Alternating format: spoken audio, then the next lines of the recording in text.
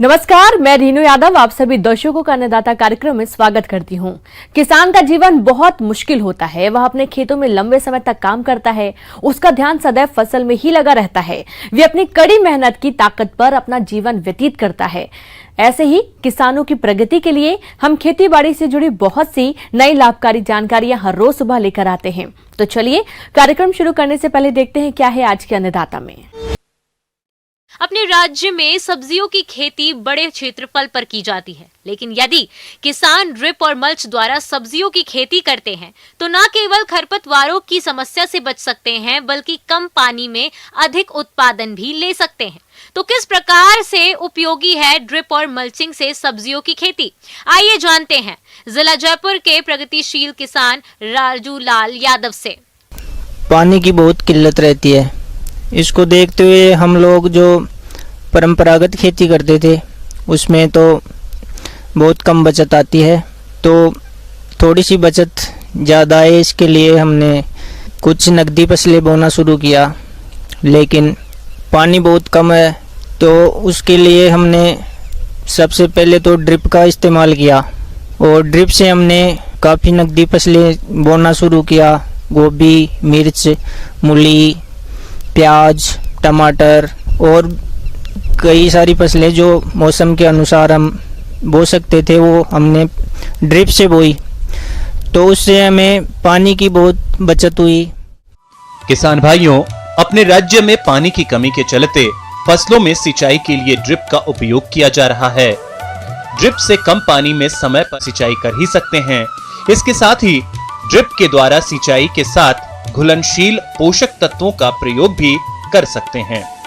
ऐसा करने से फसलों की पैदावार बढ़ने के साथ साथ उपज की गुणवत्ता भी अच्छी रहती है। इसके अलावा ड्रिप के द्वारा सिंचाई करने के और बहुत से फायदे हैं। जो ड्रिप आज मैं काम में ले रहा हूँ वो 10 साल हो गए लगाए हुए, 10-11 साल हो गए। 2009 में ये हमने गवर्नमेंट की सब्सिडी से लगाई थी।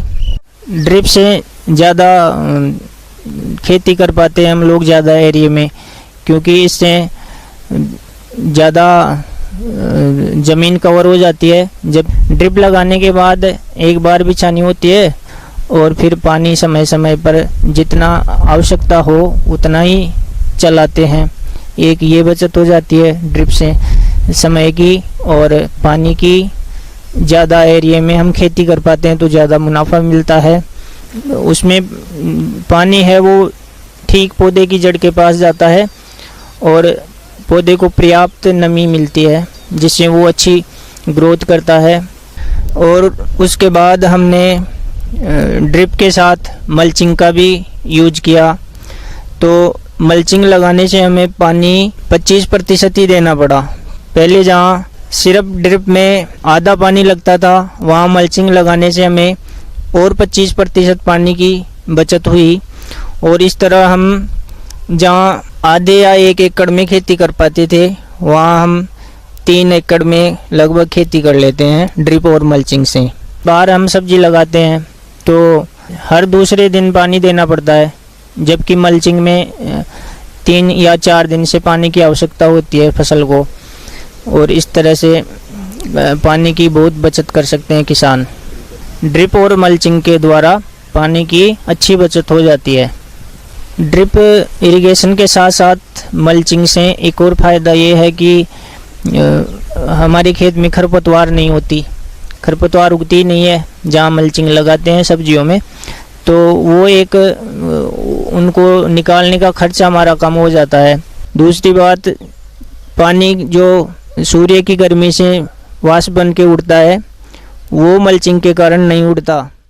मल्चिंग लगाने के इन लाभों के अलावा फसलों में कीट रोगों का प्रकोप कम होता है। खेत में लंबे समय तक नमी संरक्षित रहती है और फसलों की बढ़वार अच्छी होती है, जिससे फसलों की पैदावार अधिक मिलती है।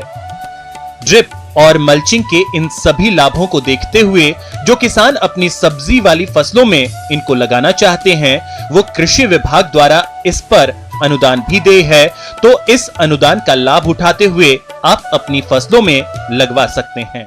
दूसरा बड़ा फायदा ये हो जाता है कि जब हम बेड बना के लाइन में फसल करते हैं तो उस लाइन में जो बीच में गैप रखते हैं खाली काम करने के लिए अपने, उस गैप में पानी नहीं जाता, क्योंकि बेड पे जितनी पौधे की कतारें लगाई हैं हमने, उन कतारों में ड्रिप से पानी गिरता है बिल्कुल पौधे के आसपास, और जो खाली जगह हमें रखनी होती है उसमें पानी नहीं जाता। तो जो खाली जगह पे खरपतवार उगने थे वो भी नहीं उगते, इससे पानी की बचत भी हो जाती है और खरपतवार भी नहीं उगते।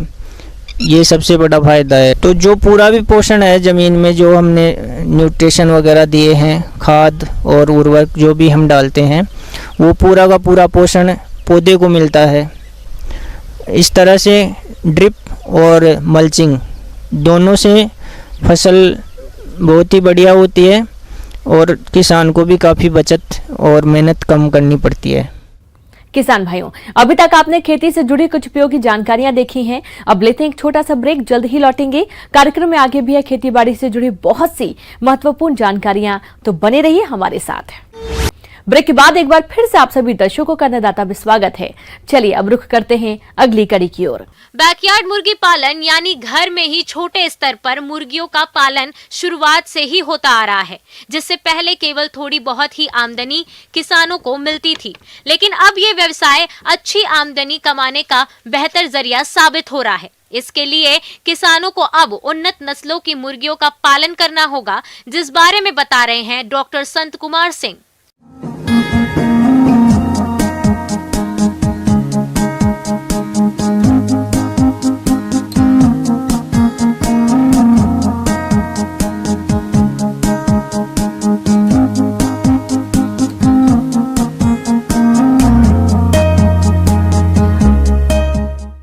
मुर्गी घर घर में पाई जाती है और ये आमदनी का बहुत अच्छा स्रोत है। और ये जो हम लोग प्रकृति से छेड़खानी कर रहे हैं, उसके चलते मौसम का, वर्षा का सब समय बदल गया है, जिसके चलते पानी के अभाव में कभी अतिवृष्टि तो कभी अनिवृष्टि, तो हमारे किसान भाई खेती पर केवल आधारित रह कर नहीं कर सकते हैं। इसलिए खेती के साथ साथ यदि मुर्गी पालन करते हैं तो उससे उनकी आमदनी काफ़ी बढ़ सकती है। हम अभी ग्रामीण क्षेत्रों में घूम रहे हैं और पाते हैं कि उनकी 90% मुर्गियाँ मर जा रही है।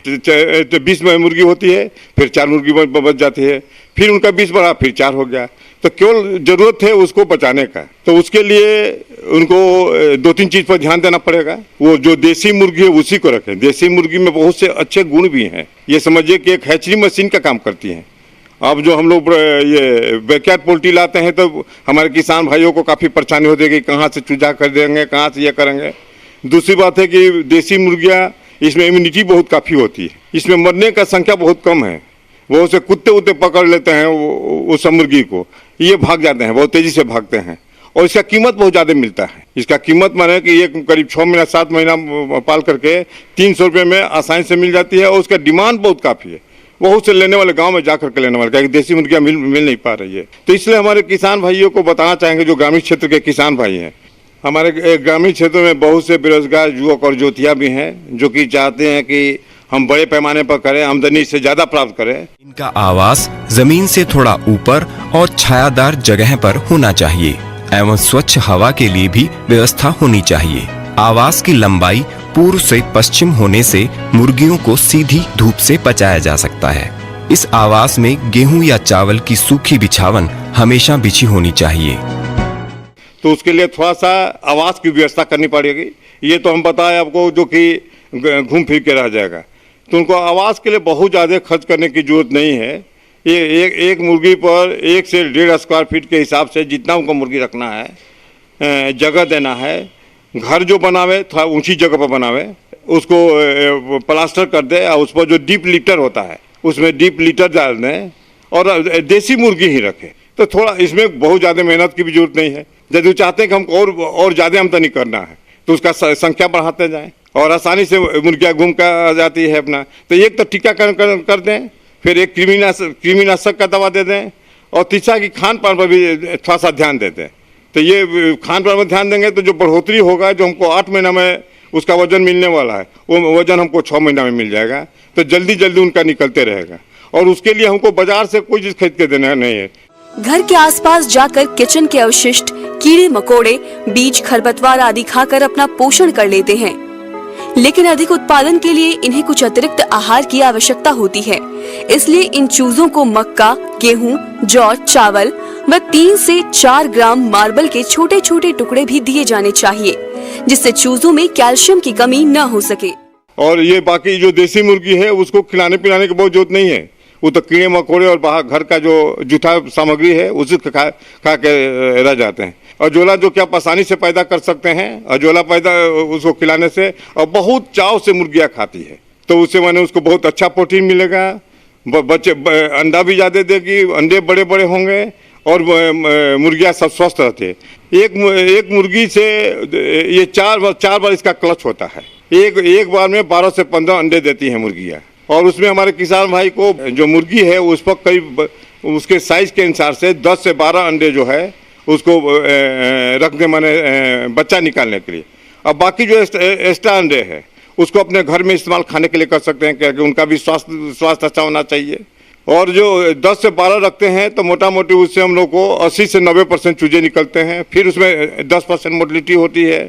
तो रफली आप कह सकते हैं कि एक बार में करीब 7 से 8 चूजे जो है कि 6-7 महीना के लिए तैयार हो जाते हैं। और ये 4 बार होता है। तो 4 बार का हो गया कि मतलब 7-4-28 माने करीब 25 से 30 चूजे एक मुर्गी से हमारे किसान भाई बेच सकते हैं, जो कि 300 रुपये में आसानी से बिक सकता है। तो मोटा मोटी 8 से 9 हज़ार का एक मुर्गी से बेच सकते हैं। और यदि 4 मुर्गी का परिवार रखते हैं तो हमेशा उनके पास 20 से 25 मुर्गियाँ रहेंगी। और उस 4 मुर्गियाँ से माने करीब 30 से 32 हज़ार, 30 से 35 हज़ार रुपया उनको आमदनी हो जाएगा। तो यदि हम टाइमली डिवर्मिंग करते रहें, कृमिनाशक दवा देते रहें, टीकाकरण करते रहें और खाने का व्यवस्था करते रहें, और बाकी तो हमारे किसान भाई सब जान रहे हैं। तो ये 3-4 चीज़ कर करके वो इससे अच्छी आमदनी प्राप्त कर सकते हैं।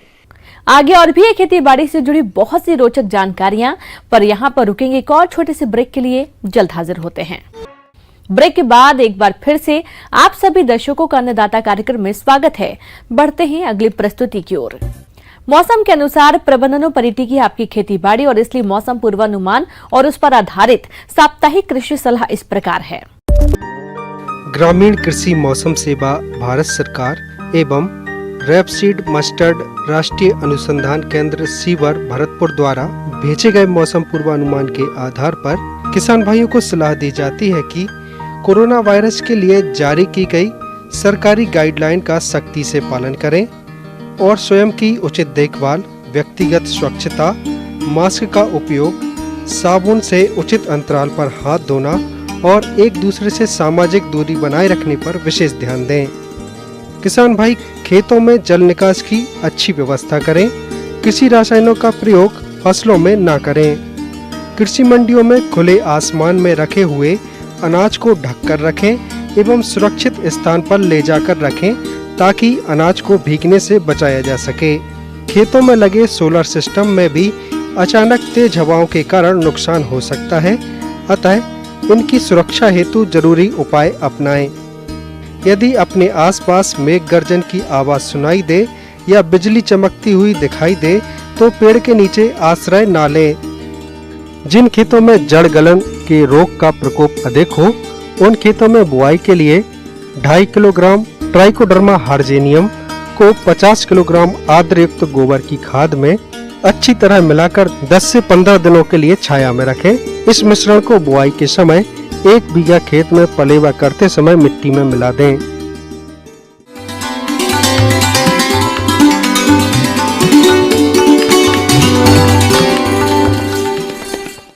अन्नदाता हेल्पलाइन निःशुल्क फोन संपर्क सेवा के माध्यम से आपके द्वारा पूछे गए प्रश्नों में से 1 या 2 महत्वपूर्ण प्रश्नों को हम अपने कार्यक्रम में शामिल करते हैं, और इसी के तहत आज का चयनित प्रश्न और उसका जवाब इस प्रकार है।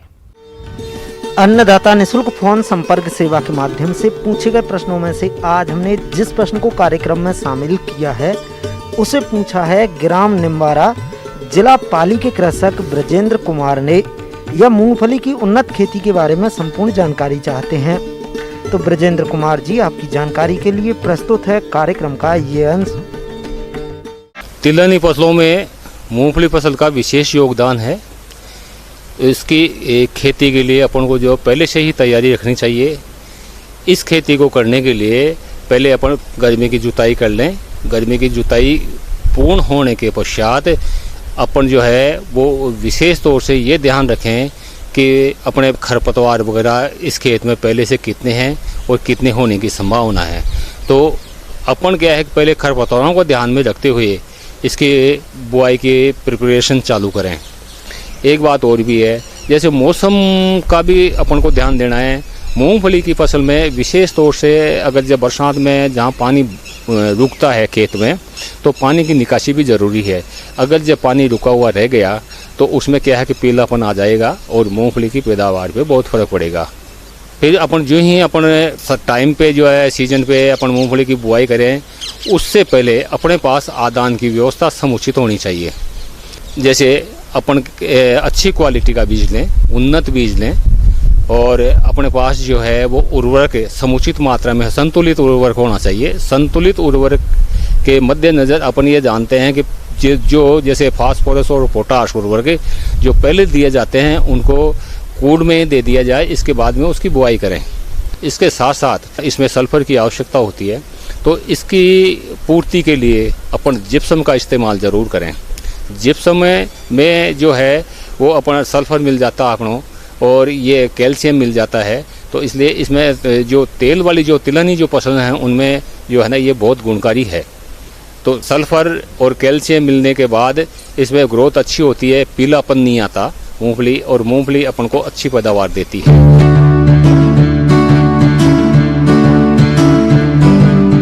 राज्य में हल्की मिट्टी के लिए मूंगफली की विस्तारी किस्में RS1, M13, MA10 जिसे चित्रा के नाम से भी जाना जाता है, जिसमें तेल की मात्रा लगभग 50 से 51% तक होती है। इसके अलावा RG 151, GG2, SB11, TAG 24 तथा DH 83 झुमका किस्में उपयुक्त रहता है।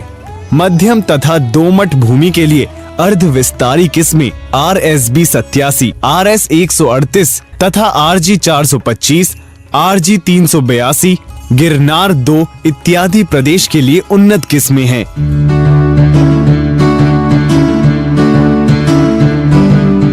बीज जो है, बीज का चुनाव, तो बीज जो है उन्नत क्वालिटी का होना चाहिए, अच्छा बीज होना चाहिए। ये विशेष ध्यान रखेंगे अपने जो बीज काम में ले रहे हैं उसकी ऑयल परसेंटेज क्या है, इसका ध्यान रखें। इसके साथ साथ अपन ये भी ध्यान रखें कि आगामी जो है वो उसमें किसी तरह के कोई खरपतवार वगैरह अन्य कोई चीज़ तो नहीं है। फिर उसके पाटा दे दें, और पाटा देने के बाद अपन जो है प्री मेजर अपना लें। जैसे खरपतवार नाशी का उपयोग करना है तो वो जर्मिनेशन से पहले जो है उसमें एक बार स्प्रे करवा दें। इसके बाद में जो है वो अपन अंकुरण का ध्यान दें। अंकुरण परसेंटेज कितना हुआ इस पे भी अपन को विशेष ध्यान देना है। पौधे से पौधे की दूरी पे भी ध्यान देना है, और उसके लाइन से लाइन की दूरी भी अपन को मेंटेन करनी है। बीज के जरिए फफूंद जनित रोगों की रोकथाम हेतु प्रति किलो बीज को 3 ग्राम थायरम या कैप्टान अथवा 2 ग्राम मैंकोजेब या कार्बेंडेजियम से उपचारित करें। कालर सड़न तथा उकठा रोगों के प्रकोप से फसल को बचाने के लिए 4 से 8 ग्राम ट्राइकोडर्मा से प्रति किलो बीज का उपचार लाभदायक पाया गया है। इन उपचारों के बाद 500 ग्राम राइबोजेनियम कल्चर से भी प्रति हेक्टेयर की दर से बीज का उपचार करें। ऐसा करने से परिस्थितियों के अनुसार 10 से 20 किलोग्राम से प्रति हेक्टेयर की दर से नत्रजन की बचत होती है। इतनी ही मात्रा से PSB के कल्चर से बीज उपचार करने से भूमि में उपलब्ध फास्फोरस की उपलब्धता बढ़ जाती है। मूंगफली की फसल में अगर अपना बीज की मात्रा जो देखते हैं तो उसमें 80 से 100 किलो बीज जो है प्रति हेक्टेयर काम में लेते हैं अपन। ये जो है अपन इस पे डिपेंड करता है कि अपना जो बीज है वो झुमका किस्म का है या अपने जो फैलने वाली किस्म है। अगर जो फैलने वाली किस्म है तो 80 किलो काम में ले लें, और अगर झुमका किस्म है तो 100 किलो काम में ले लें। इसके साथ साथ ही अपन जो ही मतलब थोड़ी सी उसमें 2-2, 4-4 पत्ती हो तो अपन को विशेष ध्यान देने की बात है, उसमें खरपतवार तो नहीं हो गए हैं। अगर जो खरपतवार हो रहे हैं तो खरपतवारों को जो है उसी टाइम मतलब अपने यूँ मानते हैं कि जैसे उसमें जो है ना वो सूलियाँ निकलती हैं, सूली निकलने से पहले पहले जो है ना अपन खरपतवार का नियंत्रण कर दें, और उसके बाद में अपन को जो है वो उसको छेड़ना नहीं है। जैसे पौधा सेट हो रहा है उसी हिसाब से रखना है। फसल में फूल आते समय, सुइयां एवं फलियां बनते समय भूमि में यथोचित नमी का रहना आवश्यक है।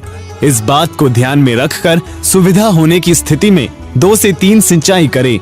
मूंगफली की खड़ी फसल में लगने वाले कीटों में कतरा, सफेद लट, दीमक एवं मोयला तथा बीमारियों में टिक्का, पीलिया क्लम्प वायरस प्रमुख हैं। अतः इन कीट व्याधियों से फसल को बचाने के लिए कारगर परंतु कम खर्चीले उपाय अपनाएं। अपने देखते हैं कि भाई अपने खेत में जो है वो मूंगफली की जो है उस अच्छी तरह से ग्रोथ हो गई, मूंगफली बढ़ गई है, तो अपन इस चीज़ का ध्यान रखें किसी तरह का कोई रोग तो नहीं है। जैसे पीलिया रोग है, पत्ते पीले पीले हो जाते हैं, या फिर किसी तरह का कोई डिजीज या वायरस तो नहीं है, या फिर बाद में अपन ये देखें कि इसके अंदर जो है नीचे वो सफ़ेद लट तो लगी हुई नहीं है, तो सफ़ेद लट के लिए वो क्लोरोपाइरीफास काम में ले सकते हैं। तो और अपन जैसे पीलिया रोग है तो उसके लिए सल्फर युक्त रसायन काम में ले सकते हैं। जैसे सल्फ्यूरिक एसिड का जो है अपन एक बार जो है 0.1% का स्प्रे करवा दें, या फिर सल्फर जो है ऊपर से जो है उसका भी छिड़काव करवाएं। तो इस तरह से ये जो है मूंगफली की फसल अपन को अच्छी इनकम देगी, अच्छी पैदा देगी और इसकी ग्रोथ अच्छी होगी। आइए अब एक नजर डालते हैं राज्य के कुछ चुनी हुई मंडियों के प्रमुख फसलों के बाजार भाव पर।